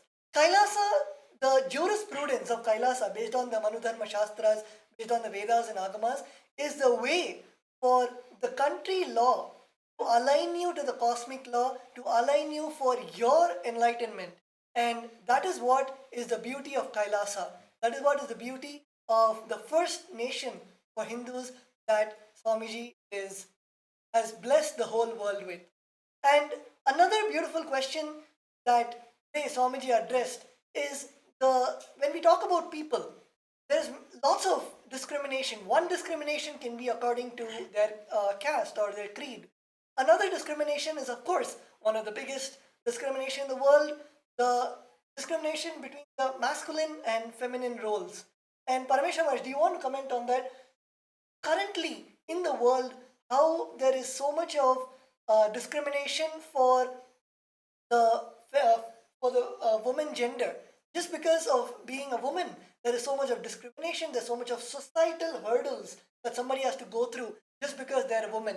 And how in Sanatana Hindu Dharma, the woman's rights, the worshipping the feminine, is Sanatana Dharma is the only tradition where that exists. So what would you like to say on that? We need to understand that this concept of this women being suppressed is a very, and was never there in the past. If we look at the ancient queens, we look at the ancient Puranas, which are not mythology, which is history of Hinduism. There we can look at so many different instances, starting with Devi Paramashiva Shakti herself as Parvati. She worshipped, she did the puja to Paramashiva in the temple of the kingdom of the Himalaya kingdom. She was allowed to do the puja to Shiva, she was allowed to do the puja to Paramashiva, and that is what brought her to the gave her that awakening and gave her that realization again for her to reach Paramashiva, to enter that space once again. So, starting from there, moving on into the Ramayana, where Devi Sita was given the authority by Dasharatha. Dasharatha, during the scene where Kaikeyi, one of the wives of Dasharatha, was telling Dasharatha to send Rama to the forest, Dasharatha came to Devi Sita and said, Devi Sita, I am not fit the kingdom, and I here give the kingdom to you. You rule the kingdom and you take the decisions, because I don't have the strength in me to take the right decisions right now. A king of the entire nation, of the entire Ishwaku dynasty, comes to Devi Sita and is ready to hand over the entire kingdom. This shows not that he is trying to console Devi Sita for some reason. He is ready to hand the reins of an entire empire to Devi Sita, which shows that Devi Sita was not just a doll and she was given to Rama. No, they were powerful queens who were trained in the art of ruling a kingdom, who were trained in the art of ruling and being an empress. That is the level of reverence. That is the level of where the women of Hinduism were given the importance in the entire society. So this concept of suppressing women is not there in Hinduism, and it is a new thing that's been brought, which through Kailasa, Supreme Pontiff of Hinduism is reviving this women empowerment, making sure that this gender equality is completely there in Kailasa. Exactly. Like Parameshwar, like you said, all the way where you see in the Devi Mahatmyam, all the gods and goddesses come running and chant Yadevi Sarva Bhuteshu and literally come to Devi's feet for fighting off the Asuras. Literally, if you like take it in a modern sense, it is the men going to women, asking her to fight the demon. But now we may be laughing, but that is the reverence that they held for Devi herself, for the feminine energy. And right from Devi Parashakti coming as Mahishasuramardini, all the way down to the recent Hindu women, whether it is Ahalya Bai Holkar or whether it is Jhansi Rani, all of them, the women of Hinduism, are highly respected, highly revered and worshipped, and that is what is the beauty of Sanatana Hindu Dharma and is the beauty of this tradition that the Supreme Pontiff of Hinduism, our beloved Swamiji, is reviving. And Premasar Maharaj, actually wanted to your input on where then all these concepts come from. If there is so much of history, documented history of the means of Hinduism, even the recent history. It's not something like it's embedded in the Vedas. How do you think that this systematic hate speech campaign is happening against him? Swamiji beautifully said about how they first make the truth as a lie, and then they start making it as rumor, and then they start giving evidences. How do you think that systematic disinformation started on Hindus? Who is really behind the disinformation? So, actually, the people who are against are the Hindu Mesic forces, the anti-Hindus who want to suppress the Sanatana Hindu Dharma, who want to remove it from the existence, are the people who are behind this. So, why they are doing this is because it is very easy to tell that, okay, if there is gender discrimination, women are not empowered, even though there is thousands and thousands of evidences that women are empowered, women are worshipped as deities, women are worshipped as mothers, women are worshipped as children, women are worshipped in all forms. But trying to propagate this idea is very easy for them to leverage to destroy the Sanatana Hindu Dharma. That is the very reason that they are actually propagating this false idea of suppressing the feminine energy. We worship feminine energy as gods, but by suppressing it, they want to destroy the Sanatana Hindu Dharma. So, step by step, they start by telling that women are not given education, women are not given proper rights, women are not given voting rights, women are not given this rights, women are not given that rights, and then so many things are pulled, and even though having so much of evidence, as you said, that people are made to believe, the lies are told so many times again and again and again and again, giving false proofs to disprove the already existing civilization of Sanatana Hindu Dharma, where women are worshipped, and because of that, even the Hindus think that women are being discriminated and women don't have any rights, and Sanatana Hindu Dharma is wrong. So this has been systematically propagated, planned and executed by the anti-Hindu and Hindu Mesic forces, and working towards the destruction of Sanatana Hindu Dharma. Exactly. Like now, every common person, it is so, the disinformation is done so carefully that they first start spreading all these lies about Hindus, whether it's about the Varnashrama Dharma, whether it's about our Hindu women, whether it's about all of the intricate concepts about temples, for example. There are some people have claimed that people are not allowing people inside temple, while from the age-old traditions, every single person are allowed inside the temple, worship the deity, in fact encouraged. And these are the people who haven't even read the Vedas and Agamas. These are the people who haven't even stepped inside a temple in their whole life. And these are the people who are talking about our Sanatana Hindu Dharma, talking about our Varnashrama Dharma. And I'm sure the person talking doesn't even know the spelling of Bhagavad Gita. And that is the person talking about Varnashrama, where Bhagavan Sri Krishna has detailedly explained about Varnashrama Dharma in the Gita. So, Parameshwar Maharaj, when you see all of these atrocities happening against him, whether it's the disinformation, whether it is all of these false propaganda, how do you think that Kailasa solution address each one of these problems, and how do you think Kailasa is actually bringing to light all of these truths about Sanatana Hindu Dharma? So the areas, so there's like two parts to this. So how is the Kailasa is reviving and making sure that all of us understand what exactly is.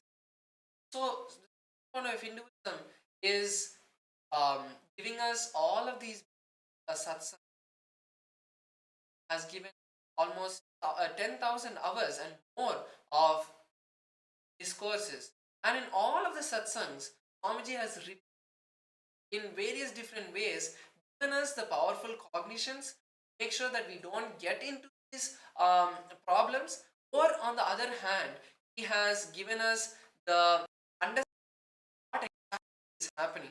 And apart from that, we have various other shows like this where you can understand what exactly your side stand up for Hinduism, like the Rajya Sabha, becoming a Rajya Sabha member.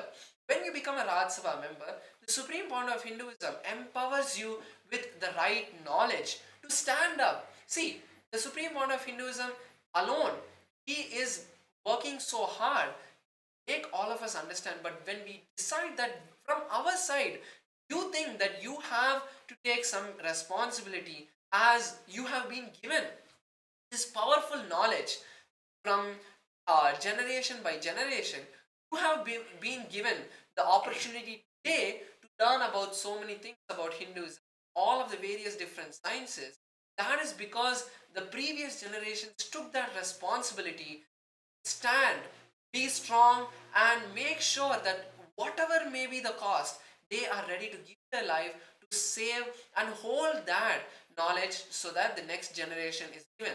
So, from your side, when you take that decision, saying that yes, I want to do something back for Hinduism, I want to stand up, that is where you can become a Rajya Sabha member. You can take responsibility from whatever level, whether it's just giving 2 hours of your day to go onto social media and share your thoughts about what is happening, how you are living Sanatana Hindu Dharma. One, by doing that, you encourage yourself to do that every day. For example, if you start doing yoga on a YouTube channel every weekend, for example, you are going to start improving your body in doing yoga. You are going to be pushing yourself further because you have to present yourself in front of the camera and teach your audience a particular yoga asana or whatever may be aspect of Hinduism or you are trying to live and show. So that is a very powerful way that you can start living Hinduism more authentically, and at the same time from your side take responsibility to make sure that the next generation also is given this great knowledge. Yes, wonderful, Maharaj.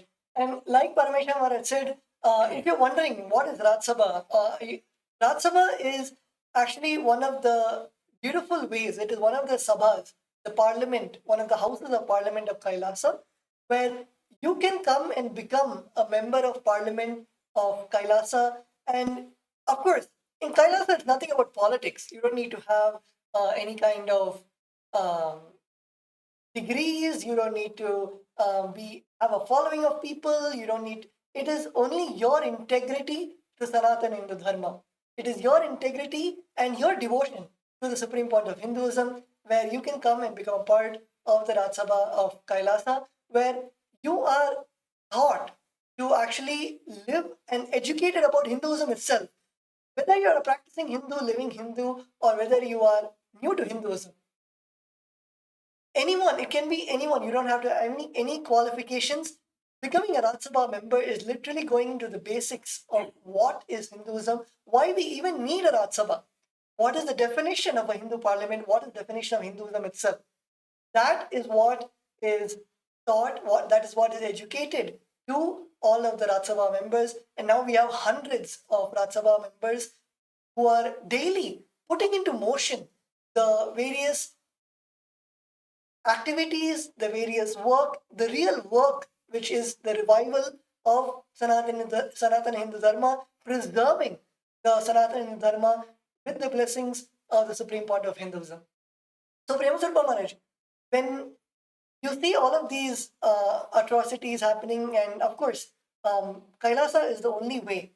What do you think should be the way that any viewer out there, how can, yes, Rajya Sabha is a way, but on their day-to-day life, what can they do from their side to either stop this misinformation or to educate people about Hinduism itself?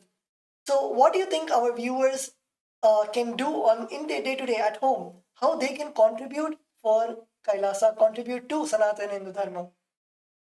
So, for each and every one of you who are out there, if you are watching this show right now, the most powerful way, if you are not a Rajya Sabha member already, or if you are not planning to become a Rajya Sabha member immediately, you can start by spending a few minutes first to learn what Kailasa is, to educate yourself about what Swamiji has done, what Swamiji is doing, and all the contributions, all the hard work that Swamiji, the Supreme Pontiff of Hinduism, has done for the last 40 years here. So first, educate yourself about it. Next, you can become part of the Rajya Sabha even before attending the Paramashivoham. You can every day start getting trained into that by whichever zone you are in, whether you are in the United States or Europe or India or Malaysia, wherever you are, you can start by participating in the daily meetings that are happening. You can become part of the Sangha. You can start spreading this information to everyone through the social media. Social media is the most powerful platform, as all of us know, that more than 2 billion population in the whole world are on the internet right now. You can first learn the correct truths. First, educate yourself through the Ask Nithyananda, through the official website of KAILASA, through all of the hard work that Swamiji has done over the last 40 years. And then after that, you can start spreading this to everyone. Just a few minutes of your day. If you can spend 1 hour, if you can spend 2 hours, how much ever time you can spend, come and become part of the Sangha wherever you are. And you can start learning and spreading the right information. And first, start practicing these truths by yourself.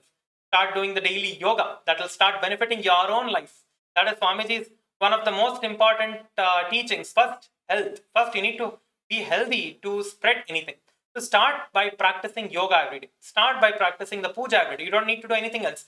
You can practice all of it online. It's completely freely available on our YouTube channel. So start by preparing yourself, learning about everything. Then you can start teaching everyone else also about this. I'd also like to share another important point. How you can start living this, how you can make sure that the Sanatana Hindu Dharma continues is by sharing it to your next generation.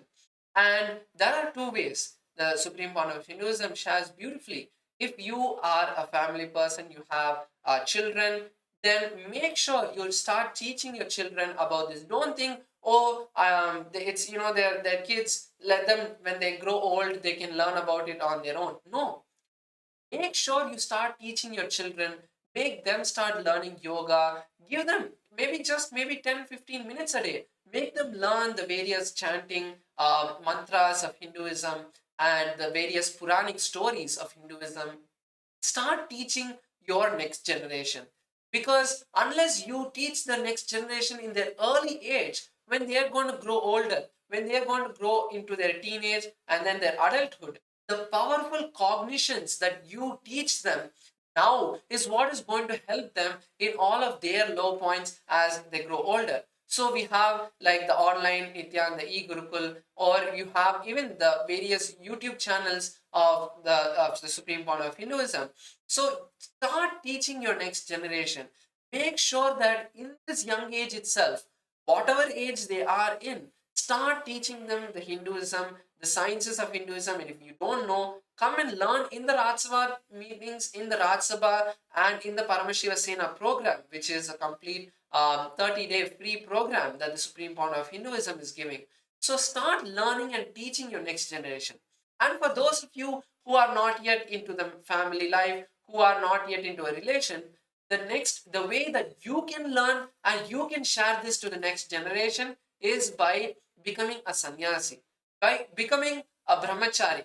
When you take the brahmacharya lifestyle, it is not that for the rest of your life you need to stay as a monk, you need to become a monk. For 2 years, decide to take this life, learn the Hinduism science, and learn how the powerful cognitions of the Hinduism, the lifestyle of Hinduism, the lifestyle of Sanatana Dharma, so that when you are deciding that after the 2 years, when you decide that, okay, I feel that I want to get into a relationship, I want to continue as a family member, as a family man or a family woman, then you will be able to teach, you will be able to have a very powerful relationship, a very enlightening and a relationship that will take you to the next level. And if you have kids after that, you'll be able to groom them in the right way, making sure that they don't get into any sort of sufferings that the modern day youth are going through. And if you decide to become a sannyasi, you will be able to teach thousands of people through the various platforms on how the lifestyle of Hinduism is, giving them the powerful cognition to raise them to the next level. So this is the way that the Supreme Point of Hinduism has given all of you the opportunity to share and take Sanatana Hindu Dharma to the next generation. Wonderful, wonderful, beautifully said, Parameshwar Maharaj. And that is one of the most beautiful way where you can share the Sanatana Hindu Dharma, not just to yourself, but your next generation also. And Premswarupa Maharaj, sometimes people say, yes, yes, I understand Sanatana Dharma, yeah, we have to protect it. But what about my personal life? When you're saying disinformation about Sanatana Hindu Dharma, but what about me? In my life, there are so many people accusing me and being unfriendly towards me. They are spreading rumors about me. So, yes, Sanatana Hindu Dharma, yes, but at a personal life, what do I do? So, what would you respond to that? So, how circumstances from outside come to your life is not in your hands. You cannot do anything about what outside situations are affecting you, how the outside situations are coming in your life. That you cannot do anything about. But how you face them inside, how you handle each and every situation that comes to your life is definitely in your hands. So, all the lies, all the rumors that are spread against you, do not let them turn you against yourself. Do not be pulled down by all of those lies that are spread about you. You stand by yourself, by the truths that you know about yourself. And do not let those lies turn yourself against you. That is the way people destroy. So do not let this happen to yourself. Stand up and pull yourself up again and again with the teachings of the Supreme Pontiff of Hinduism, which will definitely lift you up and you will always stay powerful. Wonderful, wonderful, Maharaj. And Parameshwar Maharaj, you shared about sannyas, but I'm sure many viewers might be thinking, oh, sannyasi, oh my God, is he calling me to some weird forest? I need to go and I need to meditate. I don't really like meditation. I don't know how sannyas life is. It's new to me. So, Parameshwar Maharaj, I want you to share your daily routine. I want you to share how you live so they don't get scared about sannyas and rather know how a beautiful and royal lifestyle sannyas is. So share to our viewers about your daily lifestyle as a sannyasi, as a Nithyananda Rudra. Share your daily lifestyle. So the lifestyle of a sannyasi, as many of us think, see, there are two types of sannyasis. One are the sannyasis who take the lifestyle of a wandering monk. They are on their own. They don't have anyone to teach them. They don't have anyone to guide them. But in my case, and all of you watching us now, you have the Supreme Point of Hinduism who has done all the tapas, who has done all the penance, all the austerities that need to be done to be able to achieve that space of enlightenment or the elevated spiritually. All of that has been done already by the Supreme Point of Hinduism. So for me, my only meditation that I need to do, the only I would not even say penance, but the only thing from my side I need to do is having that love towards Swamiji, having that connection towards Swamiji, and that is the same, that Guru Bhakti towards Swamiji is the only thing that I need to do from my side. That's the only spiritual practice I would say that I need to do. Everything else is making me go towards that. So whether it is the meditation, the yoga, the puja that I do, everything only is towards making me more and more having that Guru Bhakti, having that love towards Swamiji. So my day starts beautifully we start with the yoga, where we have the Pratama, Dvitiya, and Tritiya, the 508 asana sequences, which we do. We have the Akhada training, which is the... So Parameshwar, sorry. So how many asanas can you do out of 500? Out of the 500, easily, currently I'm able to do more than 400. And there are just a few more asanas where each day I'm pushing myself further and further towards perfecting. And actually, don't just think Parameshwar is saying this right now. You can actually log in. You can log in at 7 a.m. every single day and see Parameshwar is doing the yoga every single day. You can actually see him do all asanas. This is not something that Parameshwar is just saying right now. You can log in at 7 a.m. and watch the teaching of the Prathama, Ditya, Tritiya Vinyasa Kramas, and you can join along with Parameshwar Maharaj in the daily yoga. Yes, we have the Nithyananda Yoga channel. You can just search for that on YouTube. And every day at 7 a.m. EST, Eastern Standard Time, we have the live Nithyananda Yoga. And for the Indian time zone, if you're from India or the eastern part of the world, at morning 5 a.m. Indian Standard Time, we once again have the Nithyananda Yoga session that are conducted by many of the yoga acharyas, the Rudras of KAILASA, that you can follow along every day, so that not just us, but even you can start doing a little bit yoga each day to make your body healthy, and 100% you'll be able to experience an amazing shift and amazing transformation in your personal body, making you much more energetic, making you much more alive, and being able to give you that success, that breakthrough that you need in your life. So, starting with the Nithyananda Yoga, coming back to my routine, starting with the Nithyananda Yoga in the morning, we also have the Akara training where we use the weightlifting methods, weightlifting sciences to build our body, build a strong nervous system, because the Supreme Point of Hinduism says that to manifest the powers, to be able to have, to be able to teach thousands of people, like if you all see in the Supreme Point of Hinduism, he's able to sit for hours together, teaching all of us, giving the powerful cognitions, and being able to be so fresh and alive for almost 20 hours a day. And to be able to do that, you need a strong nervous system, and that is why we have the Akada, the weightlifting practice. After that, we have the Nithyananda Puja, where every day we offer our gratitude to the Supreme Point of Hinduism.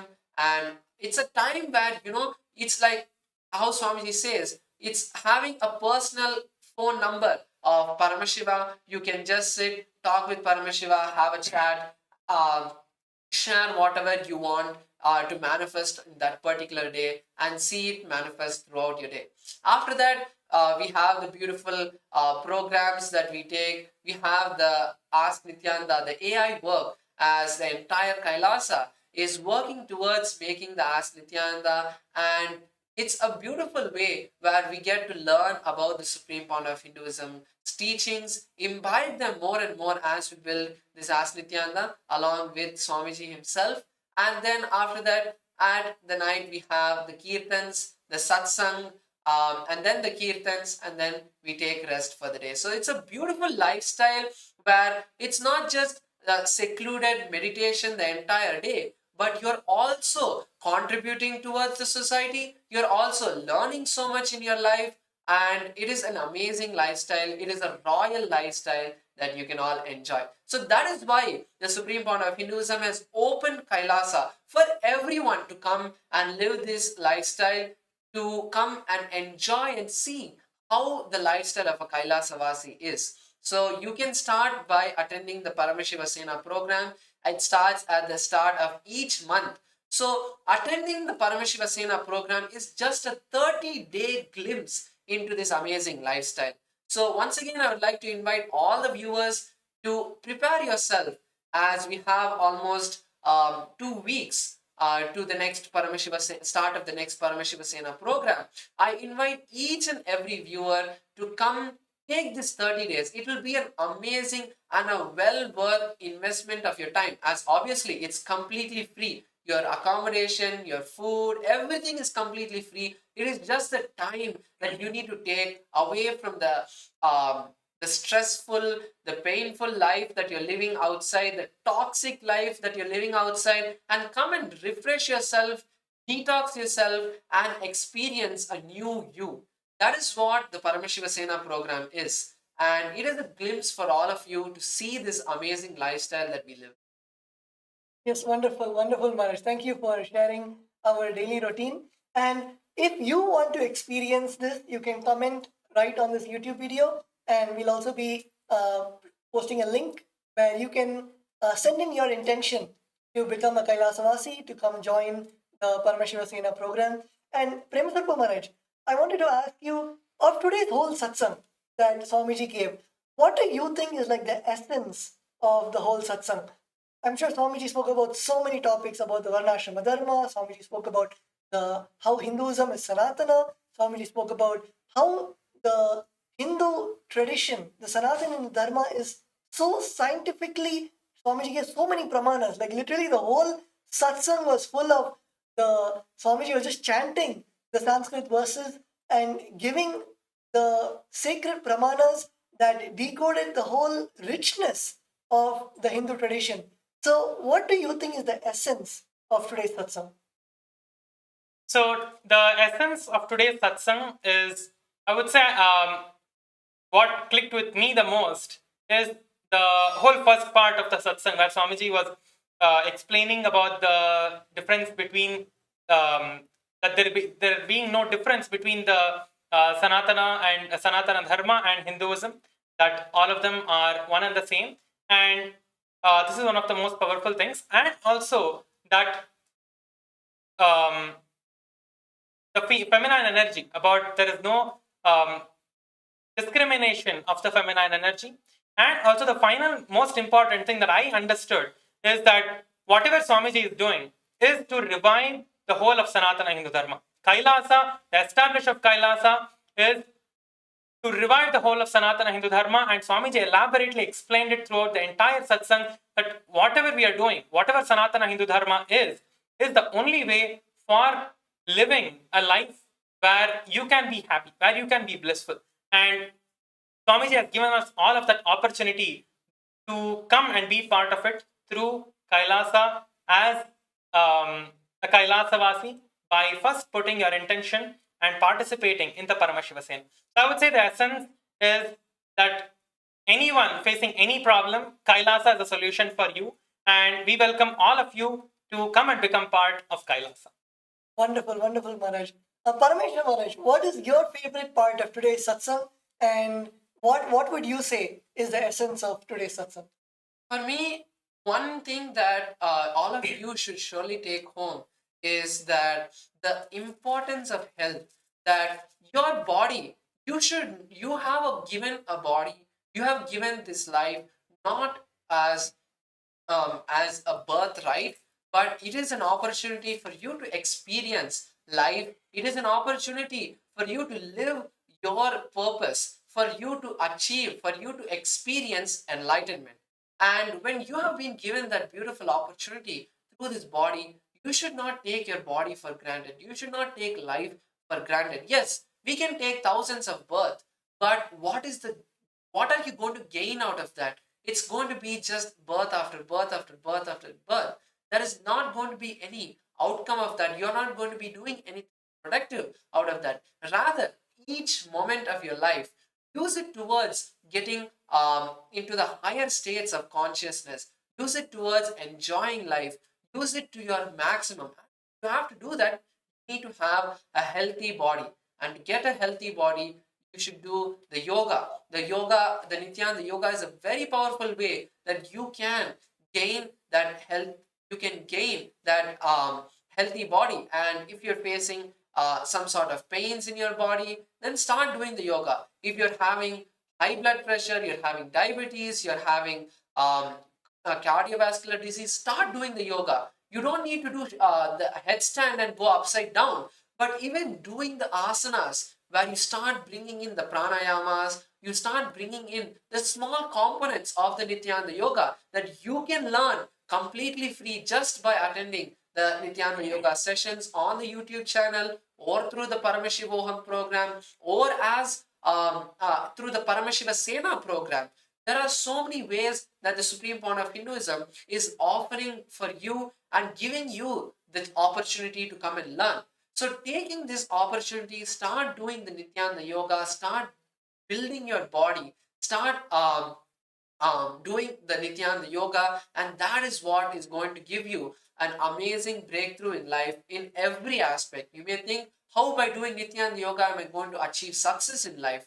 You will, because the way your body, all the toxins that are there in your body, the lethargy, the tiredness, the boredom that is there in your body will completely break, and you will start thinking in a completely next higher level dimension, because you are manifesting Paramashiva through your body. So this importance of health is what I would take as a very powerful point that the Supreme Point of Hinduism shared from today's satsang. Wonderful, wonderful, Maharaj. And if you ask me what is my favorite part of satsang, actually, my favorite part of satsang was just enjoying Swamiji talking about his daily routine. And of course, the whole satsang was amazing. And the essence of the satsang is, I think, from my side, would be the first word that Swamiji said, Sa Nitya Sanatanaha, where if you see in every part of Sanatana in the Dharma, whether it is the whole Guru Shishya Parampara, how the knowledge is passed down lineage by lineage, and the purity of that knowledge remains the same, whether it is the age-old Vedas, which are thousands of years old, having and Agamas, which are thousands of years old, having the details so intricately, like what should be the size of your toothbrush. That is the detail in which the Vedas and Agamas are. And the Sanatana Dharma, as Swamiji said very, very beautifully, that there is no need for any reforming or any other kind of altercations or trying to suit Hinduism to the 21st century. It is literally taking Hinduism and presenting it, reviving is what Swamiji is doing, what the Supreme Point of Hinduism is doing. Now, right in your fingertips through Ask Nithyananda, you can just go on WhatsApp and you can ask any question on Hinduism, and Ask Nithyananda will give you the answer. And making Hinduism, the age-old Hinduism, available through WhatsApp, through the mediums of communication now, which everybody is using, making it so user-friendly. That is what I feel is Sa Nitya Sanatanaha, literally in day-to-day life, where Swamiji is mapping the whole eternal Sanatana in the Dharma and making it as an experience for every single one of us who are living it here. So, of course, if you want to ask any other questions, you can leave it in the comment section, and we will be happy to answer your questions and to guide you on any question that you had on today's satsang, and join us in this Rudra show. And thanking everyone. Before we have a last words, Prem Sukpa Maharaj or Parameshwar Maharaj, would you like to say any last words to our viewers before we log off for today? All of you can come for the everyday satsang, learn the powerful cognitions from the Supreme Point of Hinduism. Every day we have the satsang, whether it's live or alive. The satsangs happen at 7 p.m. Eastern Standard Time, or at 7 p.m. Indian Standard Time. You can come at any one of the times and log into the satsang, attend the satsang, learn the powerful cognitions that the Supreme Point of Hinduism has to share. And surely use Ask Nithyananda. It's completely free at nithyananda.ai. You can use Ask Nithyananda to learn these powerful cognitions. If you have any questions throughout the satsang, just go over to Ask Nithyananda, ask the question, receive the personalized, customized guidance for you. And what I would like to share is, for all of you to not miss yoga, make sure that you are doing yoga every day, joining us every day at 7 a.m. Eastern Time for the yoga that is happening, and start practicing yoga. As yoga is not just for your body, it is for enlightenment directly. So start practicing yoga every day, and you will see that whichever level you are, however old you are, yoga is for you, and you will definitely see the benefit of practicing it. Okay, so with that, we thank every single one of you who have joined us today for the Nithyananda Rudra show, and we'll be back with you with many, many other commentaries on Swamiji Satsangs, the various revelations that Swamiji has given on everything that is under the sky. So with that, let us end the session with the Purna Mantra. Om Purnamada Purnamidam Purnat Purnamudachyate Purnasya Purnamadaya Purnamevavashishyate. Hari Om Tat Sarvam Bhagavat Shri Nithyananda Paramashivoham Level Om Nithyananda.